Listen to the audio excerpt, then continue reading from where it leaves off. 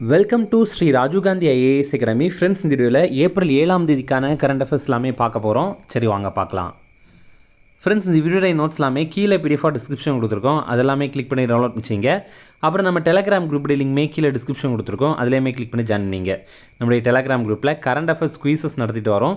நீங்களுமே ஜாயின் பண்ணி அட்டன் பண்ணிக்கலாம். ஓகே, சரி வாங்க பார்க்கலாம்.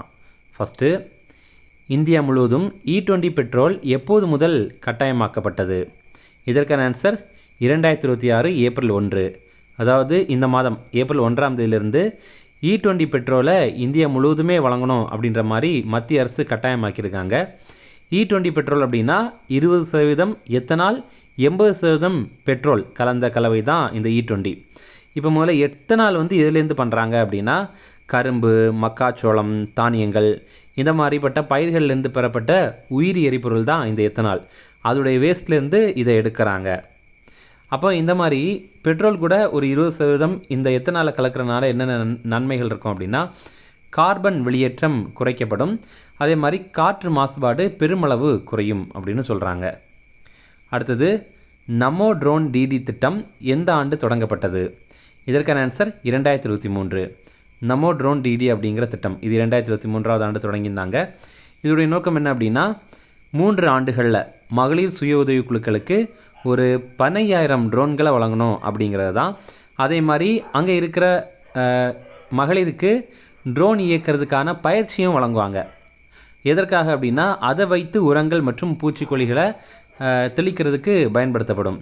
அப்போ பார்த்திங்கன்னா 2023-24 2025-26 வரைக்கும் இந்த திட்டம் செயல்படுத்துகிறாங்க. இப்போது இந்த திட்டத்தின் கீழே இந்த ட்ரோன்களை இயக்கிறதுக்கான பயிற்சி வழங்கினதில் முதலிடம் பெற்றது கர்நாடகா. கர்நாடகாவில் ட்ரோன்களை இயக்கிறதுக்கு 145 பேருக்கு பயிற்சி வழங்கியிருக்காங்க. 2வது இடம் பிடித்தது உத்தரப்பிரதேசம். உத்தரப்பிரதேசத்தில் 128 பேருக்கு பயிற்சி வழங்கியிருக்காங்க. 3ஆம் இடம் பிடித்தது ஆந்திர பிரதேசம். ஆந்திராவில் 108 பேருக்கு இந்த ட்ரோன்களை இயக்கிறதுக்கு பயிற்சி வழங்கியிருக்காங்க. ஃப்ரெண்ட்ஸ், நம்ம ராஜீவ்காந்தி ஐஏஎஸ் அகாடமியில் TNPSC group 1 films எக்ஸாமுக்கான test series start பண்ணியிருக்கோம். ரொம்ப குறைந்த கட்டணத்தில் நம்ம இது நடத்துகிறோம். ஸ்க்ரீனில் தெரிகிற நம்பருக்கு நீங்கள் கால் பண்ணி பேசி இதில் ஜாயின் பண்ணிக்கலாம். அதே மாதிரி இந்த ஆண்டு நடைபெற போகிற டிஎன்பிஎஸ்சி குரூப் 2 எக்ஸாமுக்கான பிலிம்ஸ் டெஸ்ட் பேட்சுமே ஸ்டார்ட் பண்ணுறோம். இதையுமே நீங்கள் ஸ்க்ரீனில் தெரிகிற நம்பருக்கு கால் பண்ணி பேசி ஜாயின் பண்ணிக்கலாம். அடுத்தது, எந்த ஆண்டிற்குள் 500 ஜிகாவாட் புதுப்பிக்கத்தக்க எரிசக்தி உருவாக்க திறன் என்ற இலக்கை அடைய இந்தியா நிர்ணயம் செய்தது? இதற்கான ஆன்சர் 2030. நம்ம மத்திய அரசிற்கு ஒரு இலக்கு இருக்குது. என்ன அப்படின்னா நம்ம 2030ஆவது ஆண்டுக்குள்ளாடி நம்மக்கிட்ட இருக்கிற புதுப்பிக்கத்தக்க எரிசக்தியுடைய உருவாக்க திறன் அதை 500 ஜிகாவாட்டாக உயர்த்தணும் அப்படிங்கிறது தான். அதாவது இதோடைய அர்த்தம் என்ன அப்படின்னா ஒவ்வொரு வருஷமும் நம்ம இந்தியாவிலேருந்து இவ்வளவு, அதாவது 500 ஜிகாவாட்டு புதுப்பிக்கத்தக்க எரிசக்தி நம்மளால் உருவாக்க முடியும். அந்த அளவுக்கு நம்மக்கிட்ட காற்றாலை இருக்குது. அந்த அளவுக்கு நம்மக்கிட்ட சூரிய அந்த மின்சக்தி தகடுகள்லாம் இருக்குது. அந்த அளவுக்கு நம்மக்கிட்ட ஹைட்ரல் பவர் இருக்குது. இந்த மாதிரிப்பட்ட புதுப்பிக்கத்தக்க சக்தி நம்மக்கிட்ட நிறைய இருக்குது. அந்த திறனை நம்ம எட்டணும் அப்படிங்கிறது தான். இப்போ பார்த்திங்கன்னா 2025-26 நிதியாண்டில் இந்தியா 5 ஜிகாவாட் காற்றாலை மின் உற்பத்தி திறனை கூடுதலாக இணைத்து புதிய சாதனை படைத்திருக்கு. ஏன் இதை நம்ம சாதனை அப்படின்னு சொல்கிறோன்னா இது வரைக்கும் இல்லாத அளவில் இது ரொம்ப அதிகமாக இது இணைக்கப்பட்டிருக்கு. இப்போது இந்தியாவுடைய காற்றாலை மின் உற்பத்தி திறன் 56 ஜிகாவாட்டாக இருக்குது. 2025ஆவது ஆண்டில் எரிசக்தி உற்பத்தி திறனில் இந்தியா உலக அளவில் 3வது இடத்துல இருந்திருக்கு. 250.5 ஜிகாவாட் திறனில் இருக்குது. அடுத்தது, கர்சாதி என்ற செயற்கை நுண்ணறிவு செயலியை அறிமுகம் செய்த துறை எது? இதற்கான ஆன்சர் வருமான வரித்துறை. இப்போ பார்த்திங்க அப்படின்னா இன்கம் டேக்ஸ் டிபார்ட்மெண்ட் அவங்க வரி செலுத்துகிறவங்களுக்கு உதவுறதுக்காக ஒரு செயலியை அறிமுகம் பண்ணியிருக்காங்க. அதோடைய பேர் தான் கர்சாதி அப்படிங்கிறது. அப்போ இதோடைய செயல்பாடுகள் என்னென்ன அப்படின்னா சந்தேகங்களை தீர்த்து கொள்ளலாம். அதே மாதிரி வருமான வரி தாக்கலை எளிதாக்க முடியும் இந்த செயலி மூலமாக. அதே மாதிரி 24/7 சேவைகளை வழங்க முடியும். அதாவது முழுக்க எப்போவுமே சேவையை இதனால் வழங்க முடியும். இன்கம் டேக்ஸ் ஆக்ட் 2025 இது இப்போது ஏப்ரல் 1ஆம் தேதியிலேருந்து நடைமுறைக்கு வந்திருக்கு. அடுத்தது, தற்போது மரணமடைந்த அலெக்சாண்டர் லியோனோவ் எந்த ஏவுகணையுடன் தொடர்புடையவர்? இதற்கான ஆன்சர் பிரம்மோஸ். இப்போ பார்த்திங்க அப்படின்னா ஏவுகணை வடிவமைப்பாளரான அலெக்சாண்டர் லியோனோவ் இவர் ரஷ்யாவை சேர்ந்தவர். இப்போ இவர் மரணம் அடைந்துட்டார். பிரம்மோஸ் ஏவுகணை உருவாக்கியதில் ரொம்ப முக்கிய பங்காற்றினவர் இவர். பிரம்மோஸ் அப்படிங்கிறது இந்தியா மற்றும் ரஷ்யாவுடைய கூட்டு முயற்சி. அதை உருவாக்குனதில் ரொம்ப முக்கியமான பங்கு அவருக்கு இருக்குது.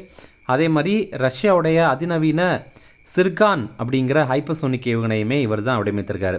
இந்த சிர்கான் ஏவுகணை பார்த்திங்கன்னா ஒரு ஹைப்பர்சோனிக் ஏவுகணை. இது வந்து சவுண்ட் இருக்குல்ல, அதோடைய வேகத்தை விட பல மடங்கு வேகமாக செல்கிற ஒரு ஏவுகணை. அடுத்தது புக்ஸ் அண்ட் ஆர்ஸ் பற்றி பார்க்கலாம். Tides of time, Bharat's history through murals in parliament அப்படிங்கிற புத்தகம். இதை வந்து சுதாமூர்த்தி எழுதியிருக்காங்க. இவங்க எம்பி, அதாவது இவங்க வந்து மாநிலங்களவை உறுப்பினர். இதை வந்து இந்த புத்தகத்தை வெளியிட்டவங்க துணை குடியரசுத் தலைவரான சிபி ராதாகிருஷ்ணன் அவர்கள். அடுத்த முக்கிய தினங்கள்: உலக சுகாதார தினம், இது ஏப்ரல் 7ஆம் தேதி.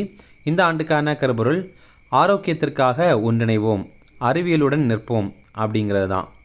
உலக சுகாதார நிறுவனம் WHO அமைப்பு, இந்த அமைப்புடைய உருவாக்க தினம் தான் இந்த ஏப்ரல் 7ஆம் தேதி. 1948ஆவது ஆண்டு இந்த அமைப்பை உருவாக்கியிருந்தாங்க. ஓகே, ரிவிஷன் பார்க்கலாம்.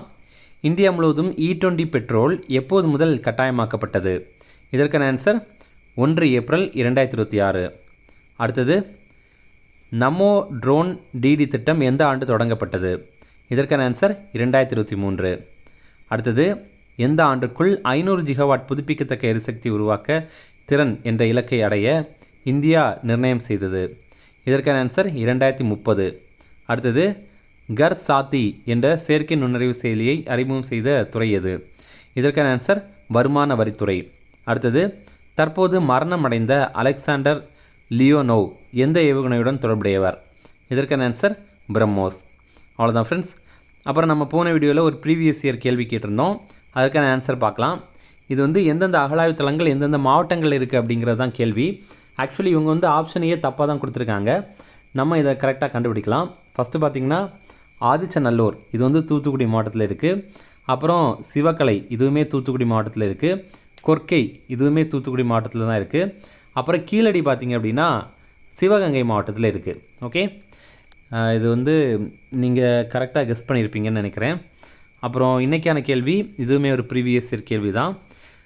வர்ணாஸ்ரம் சங்க மாநாடு 1930 மே 31ஆம் தேதி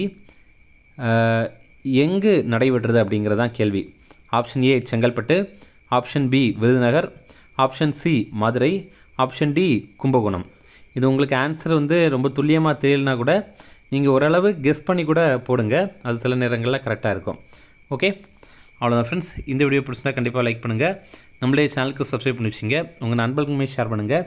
இது கண்டிப்பாக அவங்களுக்கும் பயனுள்ளதாக இருக்கும். அப்புறம் வந்து நம்ம ஜனவரி, பிப்ரவரி, மார்ச் இந்த மாதிரி ஒவ்வொரு மாதத்திற்கும் முக்கியமான 100 கரண்ட் அஃபேர்ஸ் வந்து போட்டிருக்கோம். அது நீங்கள் இன்னும் பார்க்கல அப்படின்னா இந்த வீடியோடைய டிஸ்கிரிப்ஷனில் லிங்க் கொடுத்துருக்கோம், அதை கிளிக் பண்ணி பாருங்கள். Okay, thank you.